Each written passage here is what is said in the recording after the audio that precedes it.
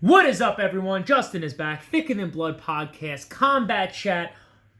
We have some insane fucking news going on right now. UFC 251 is insane. It's up in the air. We have all this shit going on. Gilbert Burns tests positive for COVID-19. He's out. Masvidal steps in. The fight that was originally supposed to happen before Gilbert Burns stepped in to save the day, because the UFC and Jorge Masvidal had this back and forth about their little pay structure they got going on. But again, as I've said before, he signed the contract.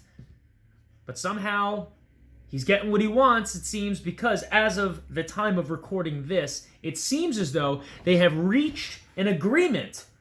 Does that mean UFC 251 main event is saved and Kamaru Usman will fight Jorge Masvidal? No, it doesn't, and here's why.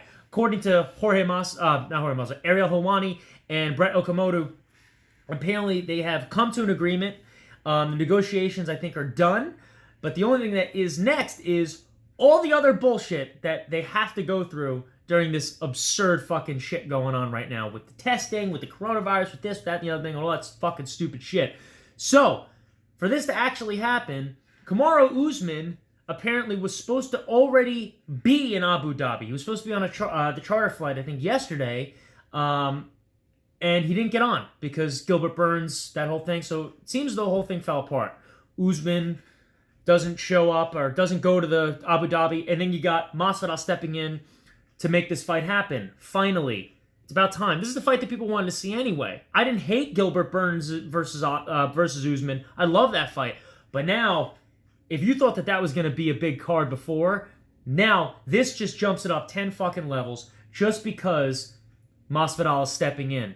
Now, I wonder how it's going to go on short notice, but let's not even talk about the fight. Let's talk about getting there.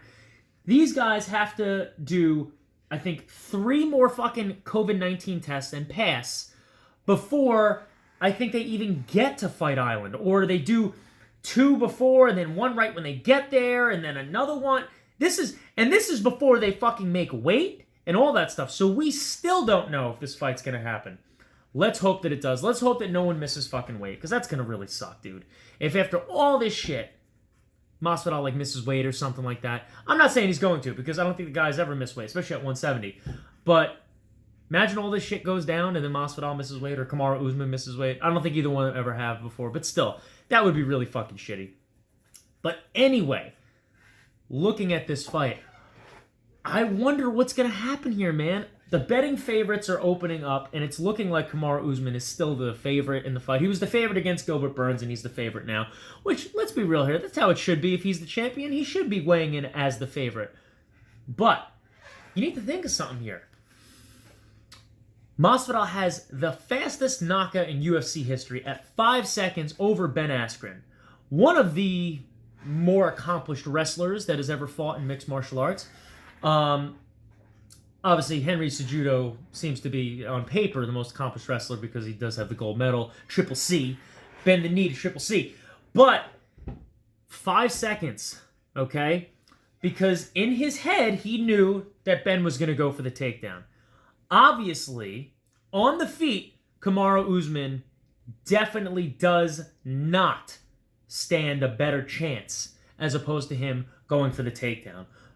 As we know, Masvidal knows this. He's going to want to play the game that he wants to play. And, dude, if he's quick with that knee, you never know what's going to happen, as we saw with the Ben Askren fight. That's why I'm like, oh, man, this is tough. I think that Usman is going to win this fight?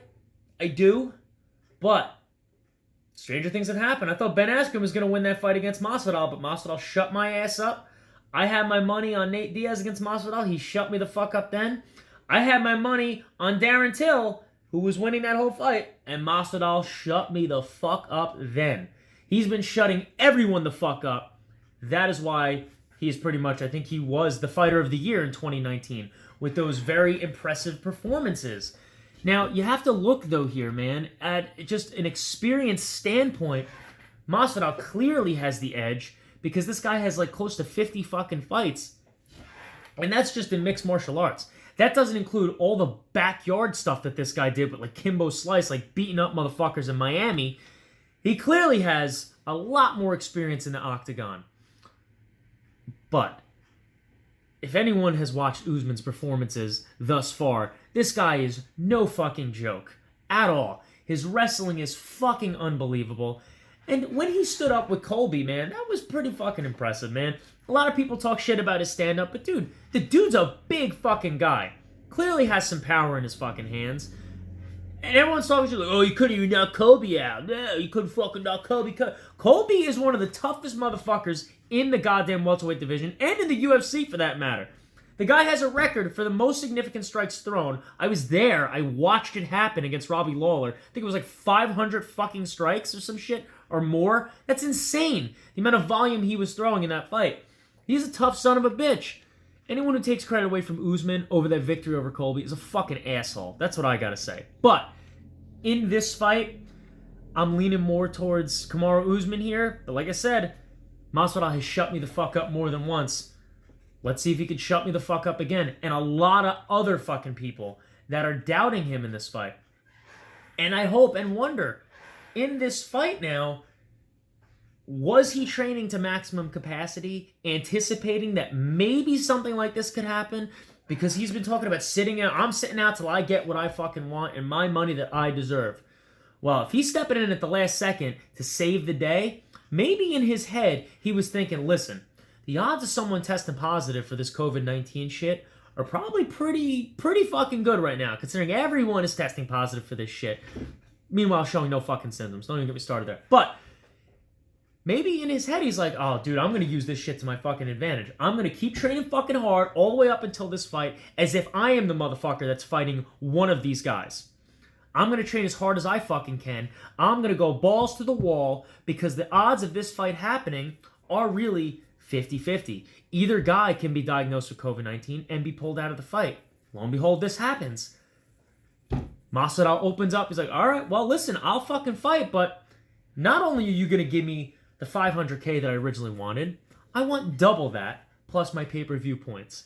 And then this guy will get exactly what he wanted from the beginning. And because the negotiations apparently have been solved, who knows what he got?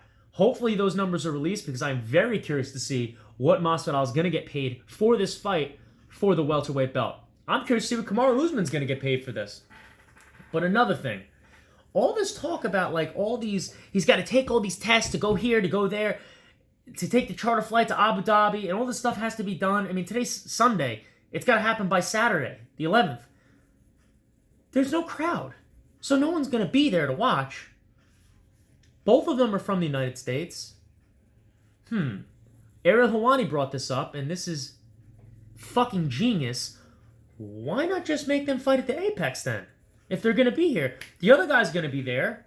Let them fight in Abu Dhabi. They're already there now. Let them do that. And then reroute the feed so everyone can watch the pay-per-view as these guys fight at the Apex. What's wrong with that? It's nothing really different. It makes things a lot easier. I think people want to see the fight more than anything. I don't think they care where the fuck it is. People were talking about like, dude, I just want to see fucking fights. I don't care if it's on the fucking street. Doesn't matter to me. Let me know what you think. If you like this video, please hit the like button. Please subscribe to us. Thicker Than Blood Podcast on YouTube. Subscribe to that, please. Thicker Than Blood Podcast at on Instagram at Thicker Than Blood Podcast. Combat Chat. UFC/MMA Combat Chat is our Facebook group. Go there and join that if you want to see more videos like this. Let me know if you want to talk about anything that I have not touched upon with this fight. I'm very curious to hear what everyone has to say. I want to know, what do you think? Who's going to win this fight? A lot of people are saying that Usman's going to ragdoll him. A lot of people are saying that Masvidal is going to fucking land that knee. I guess we're going to see what happens. But at Justin_Marico at Instagram, Thicker Than Blood Podcast, Combat Chat, Justin is out.